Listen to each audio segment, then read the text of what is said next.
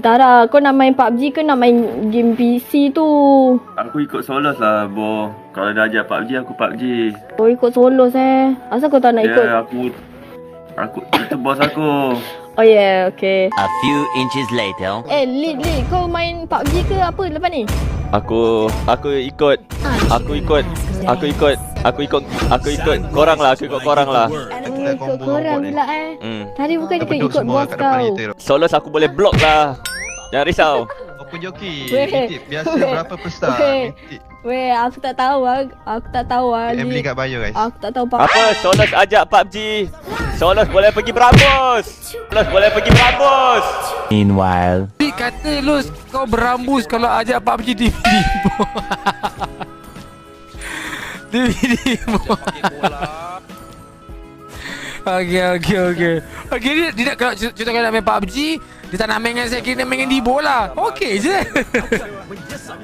Kita akan bagi laluan kan. Dia pun nak kena juga. Litara. Ya, Los. Litara. Ya, Los. ML Litara. Ya, tengah main. Boy, lepas tu kau tak ada pun.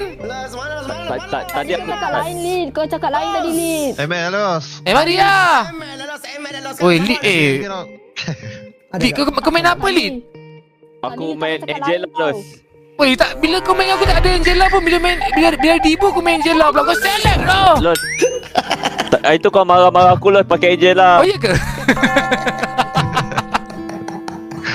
Later. Lid, kau nak pem kau berapa, Lid? Los, aku dah buat appointment lah, Los. Appointment dengan siapa? Dengan Adi Bang Maira. Apa benda tu? Asal duk. Hey. Hey. Hey. Hey. Tadi kita dah planning nak main Cram Simulator.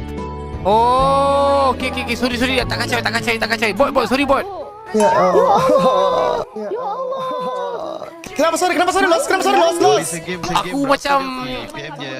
Ni guys. kedudukan kau akan dimakan sedikit demi sedikit. Kau akan Ni kat dimakan bio, guys. sedikit demi Ni sedikit. Mana ada?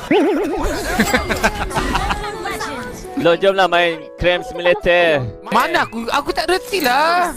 Bot, kita cuma kena ambil dapat batu pun boleh, Los. Okay, ada aku tahu solution dia apa.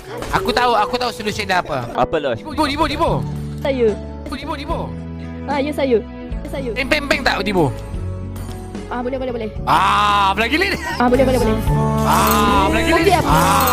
Lagi Lid. Okey apa? Lagi Lid. Boleh. PG kita, PG.